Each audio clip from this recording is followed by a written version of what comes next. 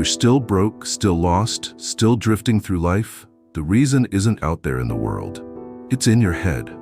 It's in every excuse you make, every moment you delay, every night you scroll through your phone instead of doing what needs to be done. It's not because you don't know what to do. It's because you do, and you're not doing it. Don't blame society. Don't wait for motivation. And stop comforting yourself with everything will work out. It won't. Not if you keep living like this. In this video, I'll tell you a story. A story about an ordinary man who slowly destroyed himself through 5 toxic behaviors he didn't even notice. And how that same man pulled himself out of the hole he dug. Keep watching, if you have the courage to face the truth.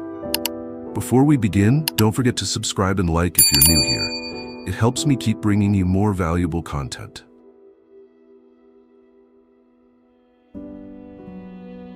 Ethan, 33 years old, lived in a rundown rental apartment in West Chicago.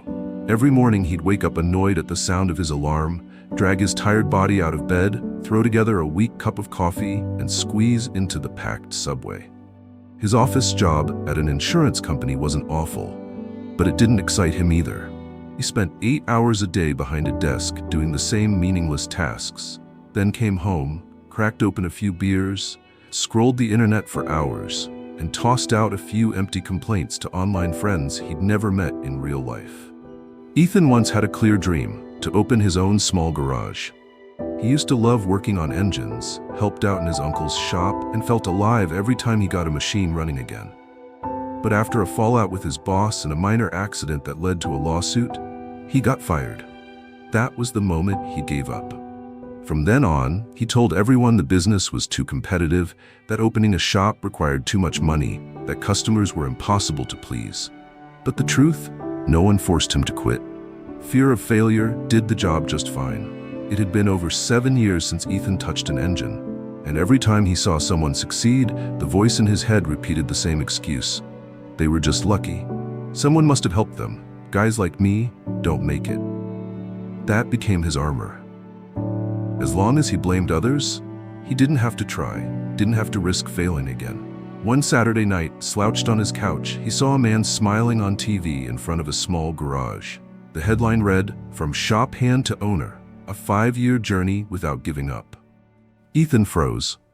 It was Marcus, his best friend from high school. They used to fix cars together, dreamed of opening a shop together, promised they wouldn't let life make them settle. Marcus had done it. Ethan was on his 4th beer. Shaken, he messaged Marcus. They met at a familiar old cafe the next day. Ethan showed up in a faded hoodie, eyes tired. Marcus looked sharp, focused, alive. They exchanged small talk. Then Ethan muttered, "You really got lucky, huh? Must have had someone backing you." Marcus paused, set down his coffee, leaned forward and said calmly, "You know what? My first garage was a rented storage unit. I worked 12-hour days for free, washed cars, fixed engines. Froze my ass off in winter, even when no one showed up. I didn't get lucky, I just stopped blaming." Ethan said nothing. For the first time in years, he felt ashamed. Marcus continued, "I blamed everything once too. Then I realized, no one's coming to save you. You want something? You do it." That night, Ethan didn't turn on the TV, didn't scroll TikTok, didn't touch a beer. He sat down, pulled out an old notebook and wrote one question. Why haven't I succeeded? As the answers spilled out, the lies became obvious. None of it was real. Every reason he'd been telling himself was just another excuse. No one had stopped him from chasing his dream. No one kept him from learning new skills. No one forced him to live a meaningless life. Every bit of it was his choice. For the first time, Ethan felt the full weight of truth. No one ruined his dream. He did. And now, he had to be the one to dig it out of the wreckage.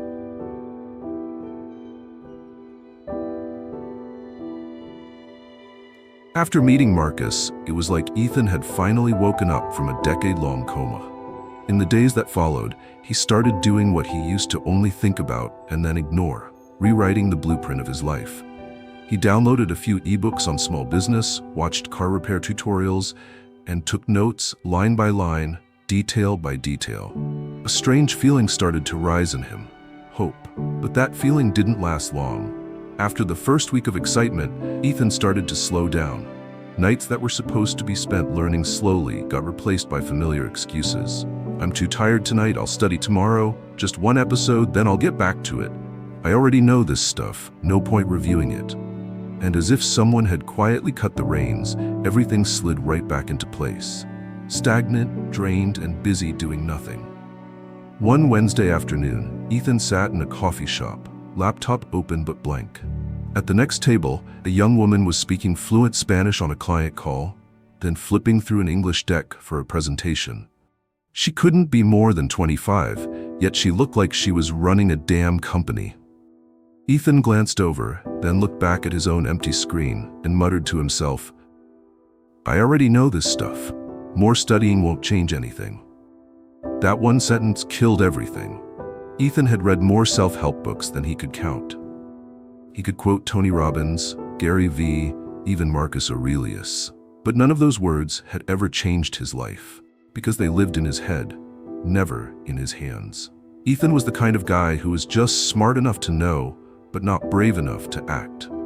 Every time he saw a video about building a personal brand, he nodded, I know. When someone suggested he start by making car repair vlogs, he replied, yeah, I know, but I don't have time. Friends would recommend short online courses on personal finance, and he'd say, I know, all that stuff's already online. And just like that, Ethan turned knowledge into a hollow suit of armor. He wore it to feel like he wasn't falling behind, while in reality, he hadn't moved an inch. One late night, Ethan called Marcus again. I don't think I'm cut out for business, he said.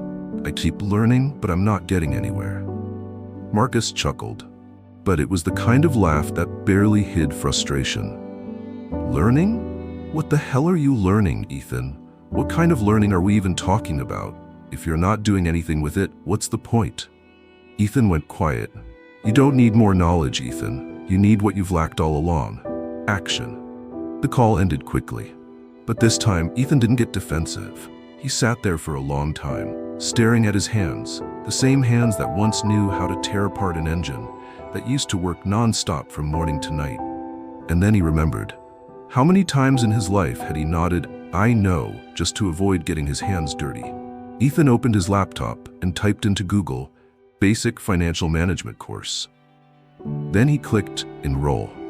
Not because he didn't know it existed, but because, for the first time, he wasn't hiding from it anymore. The next day, Ethan went to the old garage and popped the hood on the Civic he abandoned 3 years ago. He didn't need anyone to explain the engine. He already knew how to fix it. The difference was, now he was finally doing it. If this video made you think, hit like now. Comment below. How have you applied Stoicism in your life? Stoic success, unbreakable mindset, total control.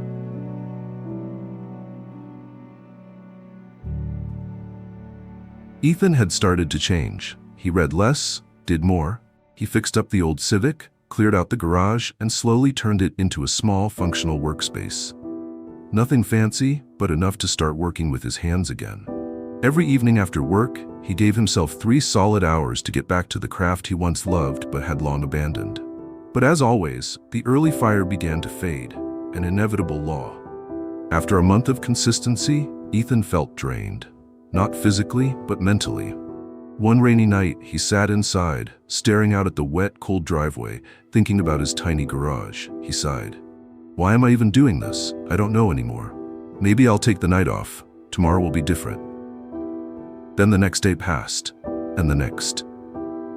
Ethan began feeding himself soft, comforting lies, the kind that feel harmless but rot you from the inside. It's okay to take a break. I'll get back to it when I'm in the mood. Maybe next week I'll feel more motivated. And just like that, he started waiting for motivation. At first, the break felt like relief, but within days, the emptiness returned. His mind started spinning excuses. Maybe I'm not passionate about fixing cars anymore. Maybe I should explore something else that fits me better. But deep down, Ethan knew these were just polished versions of the same old procrastination.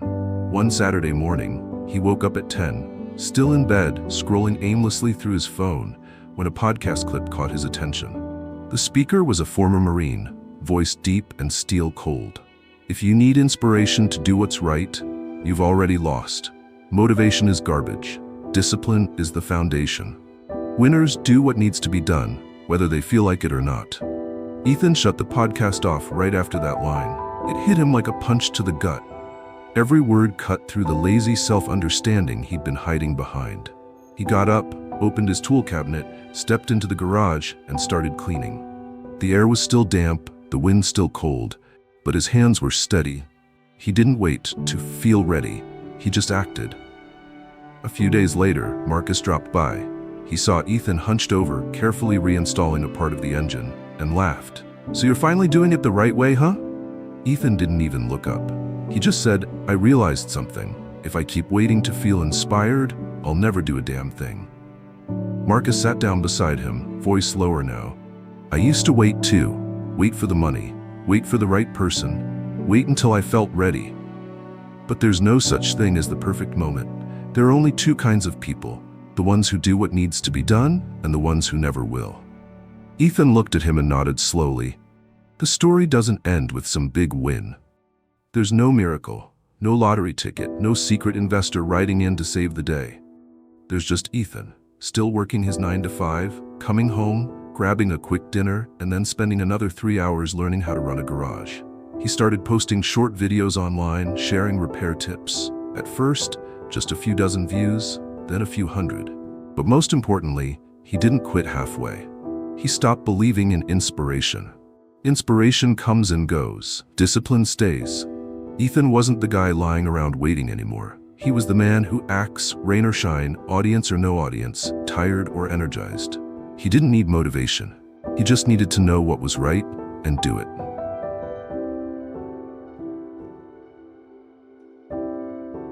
Ethan had kept up his new routine for nearly 3 months. He'd grown quieter, barely showed up on social media, and had cut back on meaningless conversations. Each evening, he worked alone in his small garage, tinkering with cars, taking notes, filming short repair videos, and posting them to his newly created YouTube channel. Views were still low, but he stayed consistent. No clients, no offers, no big breakthrough. Just a man returning to what he used to love, this time without expecting miracles. Then one morning, while sipping his coffee, Ethan scrolled through Instagram and saw a post from an old friend named Travis. Same age, went to the same high school, but now Travis was a successful software engineer, living in a luxury apartment downtown and posting pictures from a vacation in Iceland. In the photo, Travis was grinning in front of a frozen landscape with the caption, "Work hard, play harder." Ethan frowned. In that short, fragile moment, everything he'd been working on suddenly felt small. He glanced over at his makeshift garage, the worn-out tools, the video from the night before that barely hit 48 views. Then came the familiar voice in his head. "You're working your ass off like a fool, and guys like him are already living the life you can only dream about." Jealousy doesn't scream, it seeps in, quiet, steady, like rain soaking through your jacket. Ethan sat still, thinking about Travis. Then about Marcus, who now had 2 garage branches. Then the influencers online, the young entrepreneurs driving sports cars, smiling like they'd never known what failure was. Compared to them, Ethan felt like nothing. He opened his laptop, tried to work on an unfinished video, but couldn't type a single line. His mind kept drifting back to those who were further, better, already there. And just like that, he shut the laptop and walked away. The next day, Marcus stopped by. He saw the garage was closed and knocked. Ethan opened the door with a heavy look. "How's it going?" Marcus asked. Ethan hesitated, then let out a breath. "I feel useless. Been grinding for a month and I'm still nowhere. People are miles ahead and I'm still starting from zero." Marcus didn't respond right away. He sat down and looked Ethan in the eye. "Let me ask you something. How long do you plan on comparing? If tomorrow you hit 1 million views and then see someone with 10 million, what'll you do? Quit again?" Ethan dropped his gaze, said nothing. "This garage of yours isn't Instagram. Engines don't turn over because you have likes. Customers don't show up because you've got followers. Success doesn't belong to the guy who's always looking sideways. It belongs to the one who keeps moving forward." Ethan stayed quiet. In his mind, he heard every version of himself over the years. Every time he compared. Every time he backed down. Every time someone else's progress made him feel small. And he realized it wasn't that he was slower, it's that he stopped every time someone else got ahead. After Marcus left, Ethan reopened his laptop. he rewatched the videos he'd already posted. They weren't perfect, but they were real. More real than any polished highlight reel out there. Each video was something he built with his own hands, a step forward on a journey no one saw but him. Ethan understood something. Comparison is a sweet poison. It tricks you into thinking you're chasing motivation, when really, you're just robbing yourself of gratitude. That night, he wrote a single sentence on the whiteboard hanging in the garage. Comparison is staring at someone else's results just to deny your own path. And the next day, he went back to fixing, filming, uploading, not to catch up to anyone, but because, for the first time, he was starting to respect himself.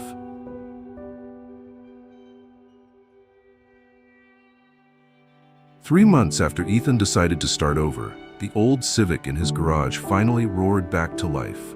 He sat behind the wheel, not to drive anywhere, but just to listen to that familiar sound of an engine revived by his own hands. No one witnessed the moment. There was no applause, no cameras. But for Ethan, it marked something far greater than fixing a car. It was the completion of a promise he had postponed for nearly 10 years. Procrastination had been his most loyal companion. It never left his side, always whispering, "You don't have to do it now. There's still time." But the truth was, all the things he told himself he'd get to later had stacked up into a mountain that crushed his life for over a decade. Ethan used to say he'd learn personal finance, but never did. He meant to take a communication course, but kept claiming he was too busy. He had plans to write a blueprint for his own garage, but let it slide because he wasn't quite ready. And because he kept putting off what actually mattered, he spent his life in a rush, dealing with what didn't, answering meaningless emails, watching random videos, cleaning things that didn't need cleaning, just to feel busy. One Friday night, while organizing the garage, Ethan found an old cardboard box buried among his tools. Inside was a stack of sketches, a draft he'd made at 24 for his ideal auto shop. The lines were rough, the design immature, but it was full of hunger. He laughed, not at how naive the drawing was, but because it had sat there for nearly a decade, right in his house, untouched since the day he shoved it away with the classic excuse, "Maybe later." He sat on the floor, the dim garage light casting a tired glow across his face.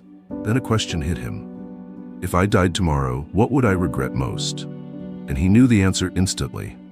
Not that he didn't rest enough, but that he knew exactly what he needed to do, and still didn't do it. Procrastination has a cruel trick. It doesn't make you feel guilty right away. In fact, it comforts you with logic. It lets you skip what's important in favor of what's easy, while dressing it up in good-sounding reasons, entertainment, errands, temporary distractions. But you know what's really happening. You're betraying yourself, little by little, every day. The next morning, Ethan got up early. No coffee, no social media. He opened his laptop and started typing. Not some dreamlike sketch like when he was 24, but a real plan. Research on the local market, the minimum capital needed, the projected operating costs for the first 6 months of a basic garage. He set a specific goal. Reach at least 50 clients in the next 6 months, whether through mobile repairs or online consultations. Not ideal, not perfect, but real and in motion. He no longer said, "I'll do it when I have time." Instead, he scheduled time for it, right into his calendar. And more importantly, he honored that time like his life depended on it, because now he knew it actually did. One afternoon, Ethan called Marcus and shared his progress, the late nights, the fear that no one would hire him, the pressure of working after hours. Marcus was quiet for a moment, then said, "You know, I once heard something. Life doesn't punish you for doing things wrong. It punishes you for doing them late. You're doing the right thing, Ethan, and more importantly, you're doing it now." Ethan didn't answer. He just smiled. Because for the first time in years, he felt like he was finally living as a man he could respect. The ending wasn't flashy. There were no fireworks, no spotlight, no grand reveal. Just a man who chose to stand up, break the cycle of delay, and get to work on the most important thing in his life, before it was too late.